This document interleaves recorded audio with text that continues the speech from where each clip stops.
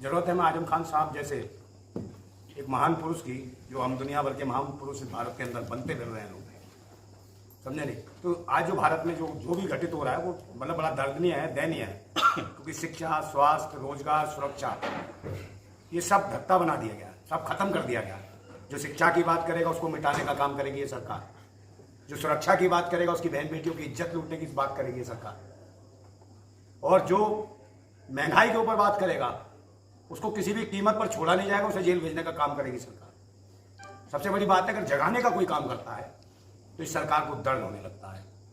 जो लोग आईसीयू में पड़े हैं, जो उन्हें जगाने की कोशिश करता है, चाहे मेडिकल के माध्यम से, चाहे स्कूल के माध्यम से, कॉलेज के माध्यम से, तो शिक्षा देना, शिक्षा बहुत बड़ा हथियार है, दुनिया का सबसे बड़ा हथियार है शिक्षा। और शिक्षा विचारों की भी होती है, संस्कारों की भी होती है। पर यहाँ जो सरकार है संस्कारों की कम, यहाँ अंतिम संस्कार करने में लगी ये सरकार। तो मैं इस जो चल रहा है देश के अंदर, क्या दुनिया में चल रहा है, यहाँ से देखिए हमारे देश की स्थिति क्या हुई है। लोग हमारे देश के प्रधानमंत्री, मुझे कहने में कोई डर नहीं है, सच बोलता हूँ मैं, क्रांतिकारी आदमी, मुझे कोई आफत नहीं है। और एक ऐसे महान सच्चे इंसान के लिए मैं बोलने आया हूँ, ये पाक साहब दामन वाले व्यक्ति है, सच्चे इंसान है, समझे नहीं। मैंने आज तक किसी के लिए बोला, सबको देखा होगा, सबको गालियाँ देता हूँ, पूरे दिन देता हूँ। और आजम खान साहब एक ऐसे नेक इंसान है, जरूरत है देश को इनकी, बहुत जरूरत है। देशवासी को समझना चाहिए, पूरी दुनिया के लोग भी सुनते हैं। इस वक्त देखिए पूरी दुनिया में क्या माहौल है, लोगों को आज दर्द लगता है कि इजराइल का दर्द है या फिलिस्तीन का दर्द है, मगर यहाँ के लोग, कुछ लोग तो ऐसे हैं जो बच्चे जो पता नहीं कहाँ कहाँ के कच्चे उछलते हुए कच्चे हो, कहते हैं हमको इजराइल भेजो। तो वो कच्चे अंधभक्त कच्चे यहाँ दिखाई नहीं देते, जो मणिपुर में बहन बेटियों को निर्वस्त्र करके घुमाया जाता है, जो सेना के जवान के नाम पे वोट मांगते हैं, जो सरकार के जो मुख्य प्रधानमंत्री स्वयं कहते हैं क्या मेरे को पहला वोट भारतीय सेना के जवान पे मिलेगा।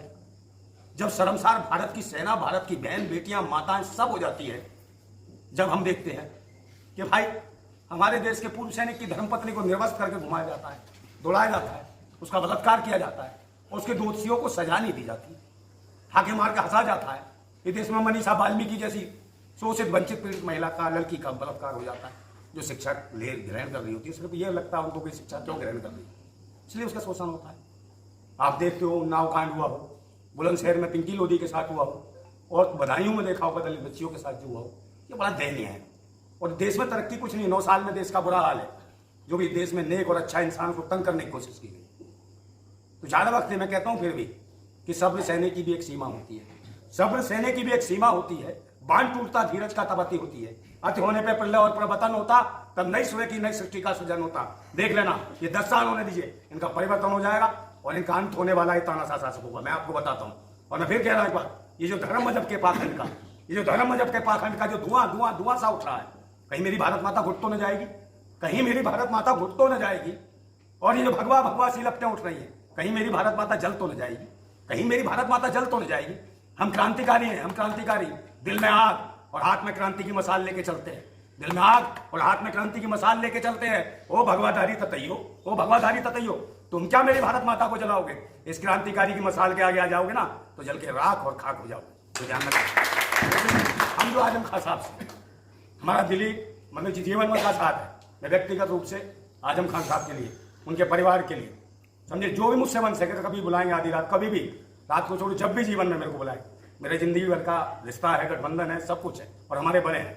और मुझे लगा कि इतने बड़े महान आदमी के साथ है मुझे जुड़ने का, मिलने का, आशीर्वाद मिलने का मौका मिला, तो मुझे लगता है कि बहुत ताकत आ गई मेरे अंदर, समझ नहीं। जिस आदमी से, मेरे जैसे व्यक्ति को ताकत मिलती हो, जो दुनिया से ना करता हो, ये सोचिए इनकी कितनी जरूरत है इस भारत है। पूरे लोगों को सोचना चाहिए, पूरे देशवासियों को सोचना चाहिए, इस वक्त जरूरत है, समझे।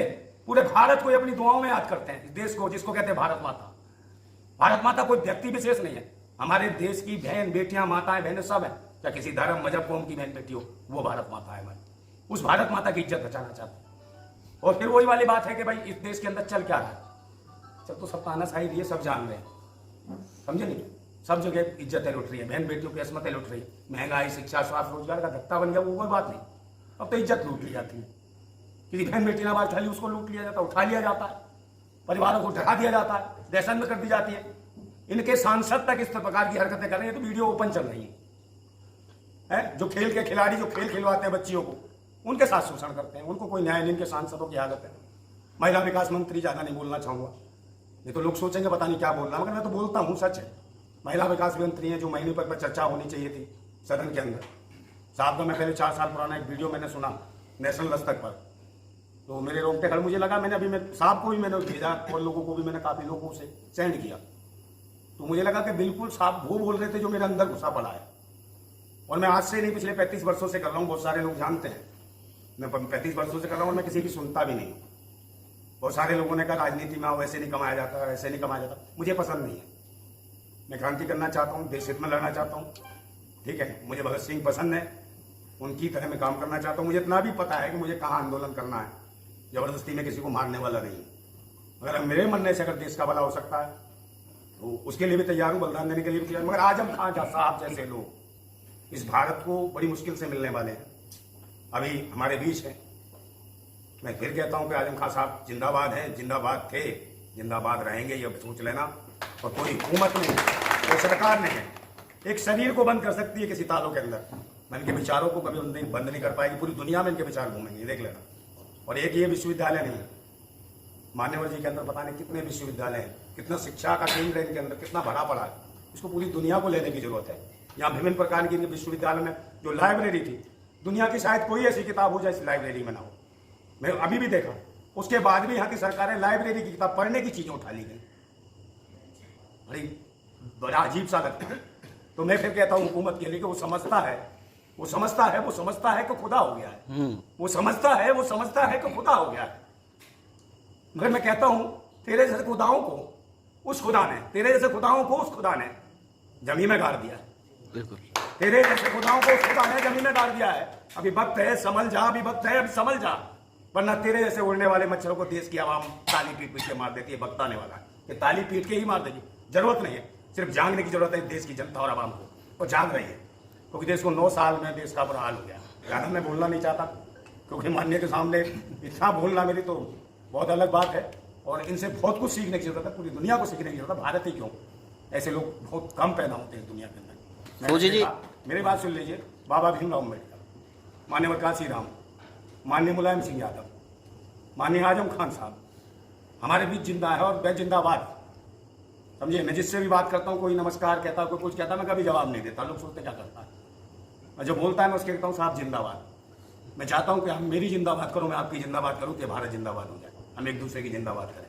बहुत बढ़िया। समझे नहीं, ये दुआ सलाम राम राम में हमने बांट रखा है, हम एक दूसरे की जिंदाबाद करेंगे तो ये मुल्क भी जिंदा होगा, बाद होगा, लोग भी जिंदाबाद रहेंगे। समझे नहीं। और वक्त है, अगर सभी नेता जानते हैं, सब नेता चुनाव लड़ते, पैसा दे के जिंदाबाद कराते हैं। इन्होंने जिंदाबाद कराई ना भारतीय जनता पार्टी वालों, पैसा दे के, और देशवासियों को मुर्दाबाद करने को तुले। इसलिए आपस में धर्म मजहब ईमान से उठ के ना एक दूसरे की जिंदाबाद बोलवा, कि सलीम भाई है, मैं सलीम भाई से जिंदाबाद करूँ, कि नंदा भाई आपकी जिंदाबाद। हम जब एक दूसरे की जिंदाबाद करेंगे तो ये मुल्क जिंदाबाद हो चुकेगा। और ये जो लोग जो जिंदाबाद के नाम पे आए हैं, जल्दी ही मुर्दाबाद होने वाले हैं, नकार और निकम्मे लोग। बस ज़्यादा बात नहीं करूँगा। सबका बहुत बहुत धन्यवाद, बहुत बहुत धन्यवाद।